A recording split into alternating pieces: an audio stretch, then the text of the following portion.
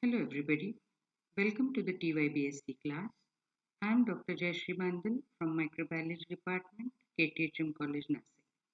We are here to study the paper 3, MB333, Enzymology. In this lecture, we shall start with the topic 1, enzymes.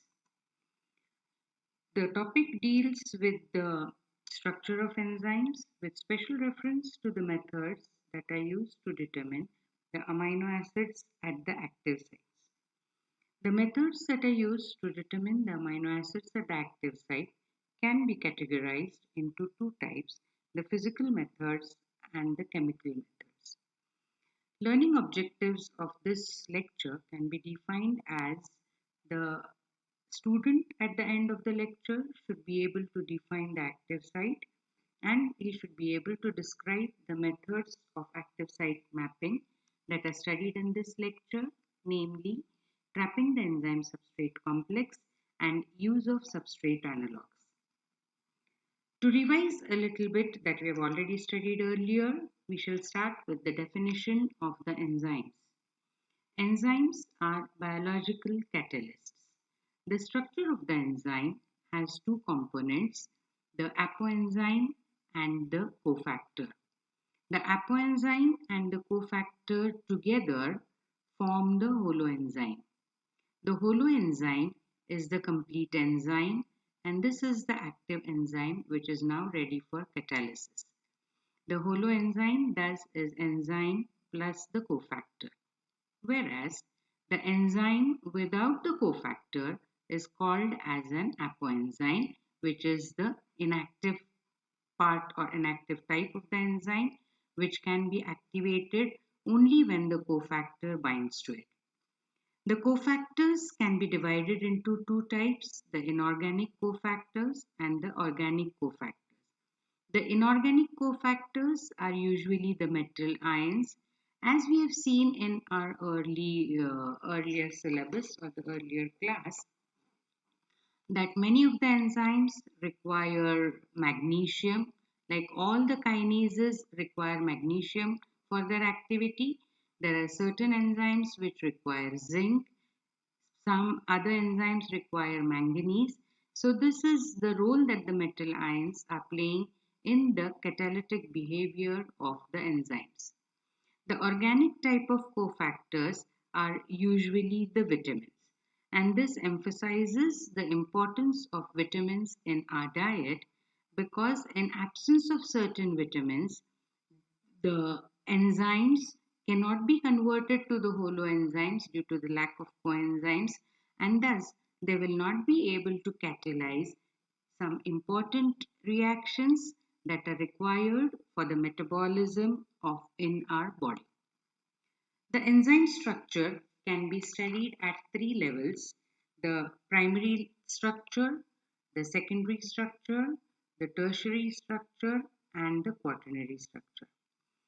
The primary structure is nothing but a linear sequence of amino acids which can be exemplified with a necklace which contains the different beads or a garland which is made up of flowers. The secondary structure is nothing but coiling of the linear structure or the primary structure of amino acids which leads to the formation of an alpha helix or beta strand or beta sheets. The secondary structure looks like a coiled telephone cord. Further coiling of the secondary structure leads to the formation of the tertiary structure, and this tertiary structure is now more compact and appears as a globular structure. When more than one individual polypeptide chains or the individual tertiary structures bind to each other, they form a single functional unit which is multimeric and which is called or which forms the quaternary structure. Most of the enzymes that are participating in the metabolic activities usually have the quaternary structures, and so they require more than one subunits to bind to each other to form an operational single functional unit. Here I have illustrated the primary structure where, as I have said earlier, it looks like a garland or a necklace which is made up of the beads. The secondary structure, here you can see the alpha helix which looks like a telephone cord, and here you have the pleated structure which looks like a folded ribbon. We can see that the bonds are formed between the amino group of one amino acid and the carboxylic group of the other amino acid.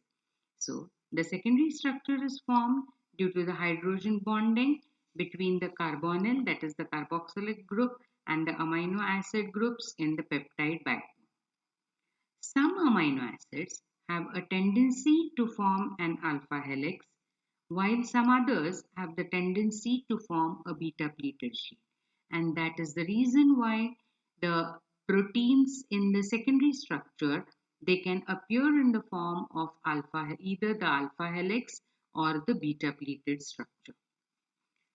In the tertiary structure now, as is illustrated in this particular figure, we can see that the tertiary structure is a result of many different kind of chemical interactions that take place between the amino acids that are now facing each other due to the folding of the tertiary structure.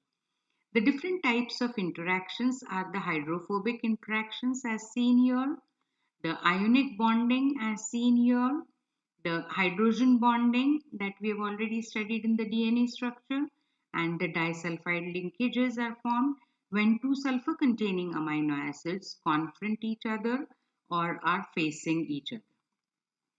The quaternary structure, as said earlier, is nothing but binding or combining of different subunits. So here I have exemplified it with the example of RNA polymerase, which is made up of 5 subunits. So we can see the 5 subunits are alpha, X, beta, beta dash, and U subunit. So these are the 5 subunits that constitute the RNA polymerase, and only when all these 5 subunits will bind to each other, the RNA polymerase will be functional or it will be active. Some parts of these subunits play the role of regulatory subunits, and some are called as the catalytic subunits. That is, some subunits play the role of actually forming or designing the active site or giving the proper conformation to the active site so that the substrate can fit exactly in the active site of the enzyme. And some subunits, they actually take part in the catalysis, that is conversion of the substrate to the product. Now we come to the definition of the active site. The active site is the region of the enzyme that contains the substrate binding site and the catalytic site. The active site actually occupies a very small part of the larger globular structure of the protein. So in this figure we can see that this is a very small part of the globular protein which has been occupied by the or which actually plays the role of an active site. So we can see that this specific substrate binds to the active site of the enzyme and it is then converted to the product and immediately released from the enzyme. Now this specific binding of the substrate at the active site is dictated by the R groups of the amino acids that are present at the active site. As we have seen in the earlier structure, the primary, secondary and the tertiary structures, the amino acid, the carboxylic and the amino groups of the amino acids are actually involved in the peptide linkage, whereas the R groups are free. So it is these R groups that are going to play an important role in the binding of the substrate to the enzyme. Thus, it becomes very much necessary for us to know which amino acids are present at the active site, which amino acids are required for the substrate binding, and which amino acids are actually involved in the catalysis.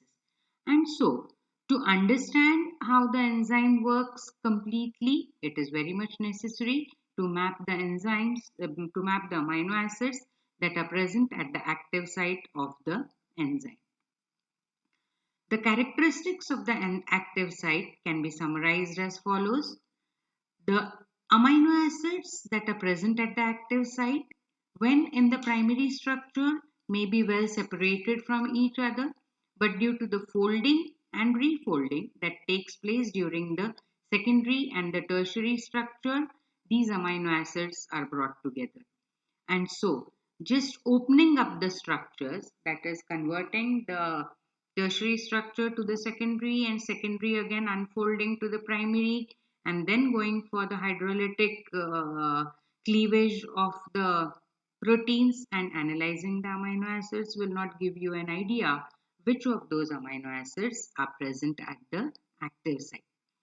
The binding and the catalytic sites of the enzyme are either the amino acid residues or they are the cofactors. The bonds formed between the substrate and the active site are the weak bonds, which may include the van der Waals forces, the hydrogen bonds, or electrostatic attraction and repulsion. And since these bonds are weak, it allows the separation of the product from the active site immediately when it is formed. The amino acids at the active site may not have the binding or the catalytic function.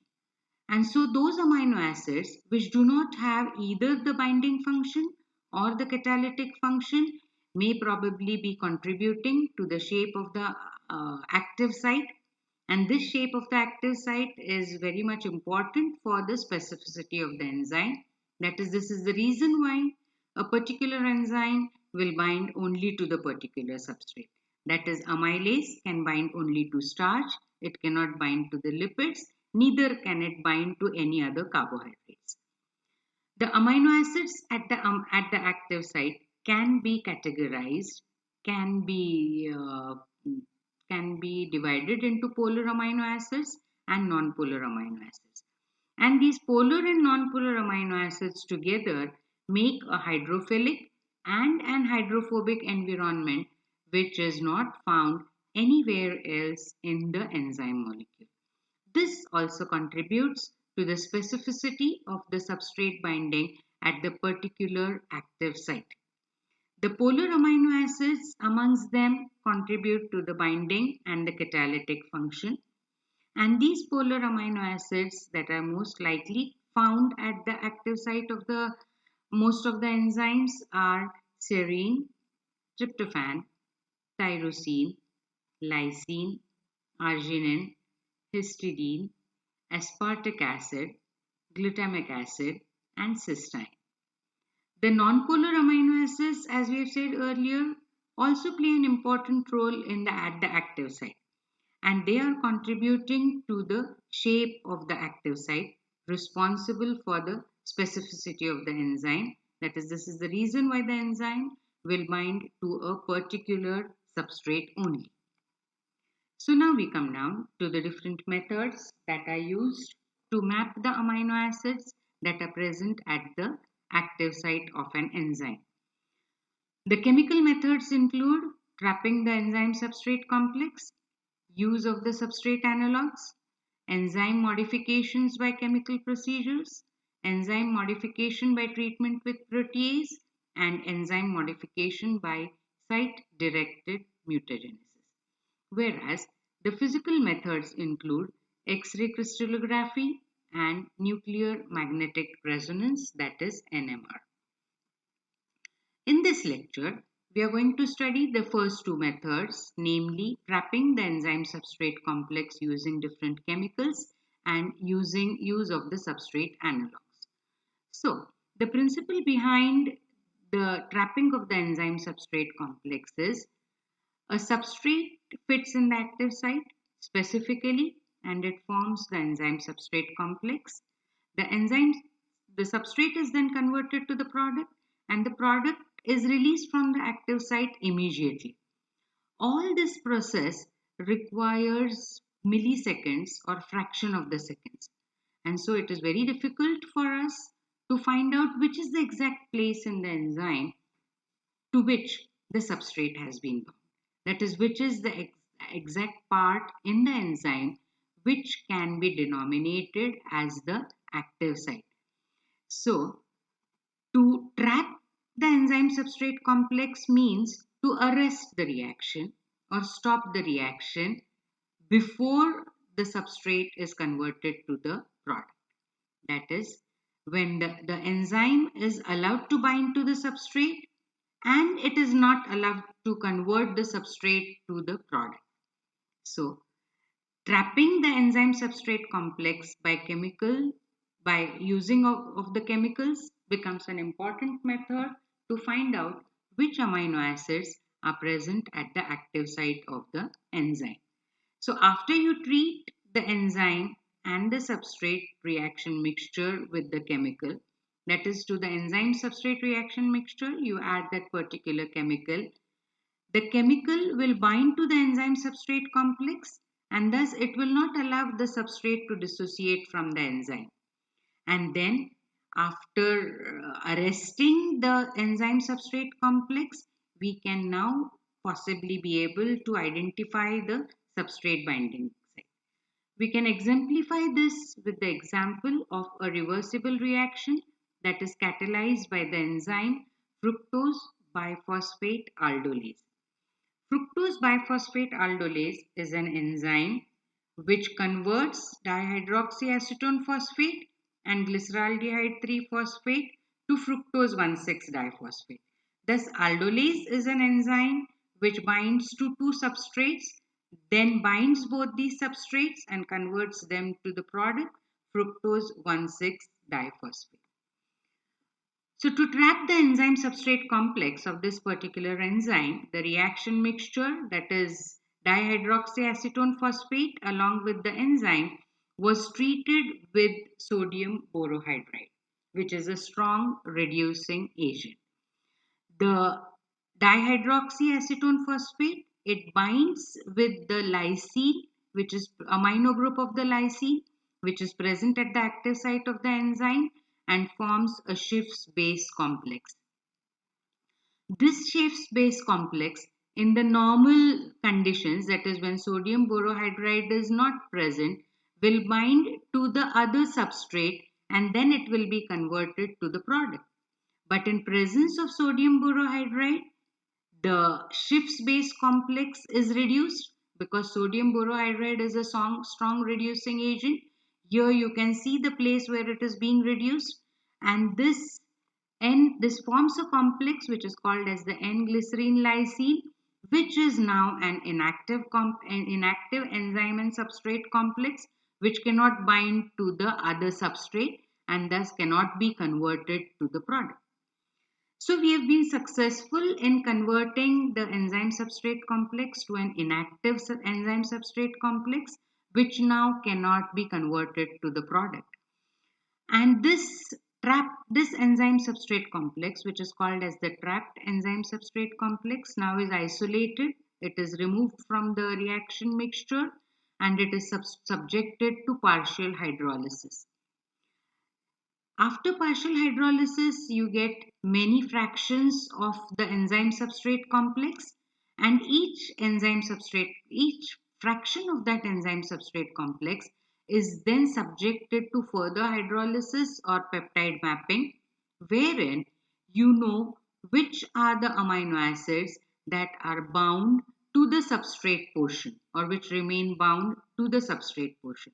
And when this aldolase was subjected to this kind of treatment, it was found that lysine was present at the active site of the aldolase. So this is how we can map the other amino acids that can be present at the active site of aldolase. The second method is quite similar to the trapping of the enzyme substrate complex that we have studied earlier. In this method, we are arresting or trapping the enzyme substrate complex not by the use of any other chemical but by the use of an substrate analog. We have already studied substrate analogues when we have studied the mutations last year. Substrate analogues are substances which have a conformation, which have a structure which is very, very similar to the structure of the substrate. Being very similar to the structure of the substrate, they can very comfortably, very conveniently bind to the enzyme. But since they are not the substrates exactly, the enzyme recognizes it and cannot convert the substrate to the substrate to the product.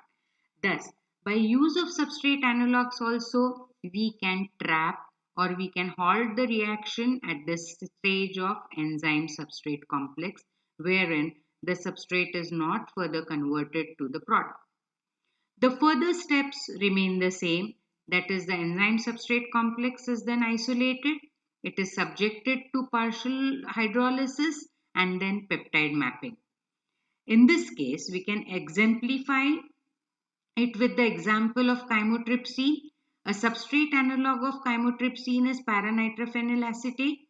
The proper substrate of chymotrypsine is trypsinogen, which is converted to chymotrypsinogen, which is converted to chymotrypsin. So para-nitrophenyl acetate, when mixed with the enzyme chymotrypsin, it forms a stable complex because it cannot be converted to the product. On hydrolysis and peptide mapping, it further showed that serine is present at the active site of chymotrypsine. Chymotrypsine was also mapped with one another substrate analog, which is TPCK, that is tosyl L-phenylalanine chloromethyl ketone. The TPCK alkylates the enzyme, and again it halts the enzyme at the enzyme substrate complex stage, and the enzyme substrate complex cannot be further catalyzed to the product. This enzyme substrate complex is then isolated, hydrolyzed, and the peptide mapping showed that histidine is present at the position 57 or at the 57 in the 57th residue, which was bound to the substrate. This is how we could find that serine and histidine are the two important amino acids that are present at the active site of the enzyme chymotrypsin. I hope all of you have understood it. Thank you.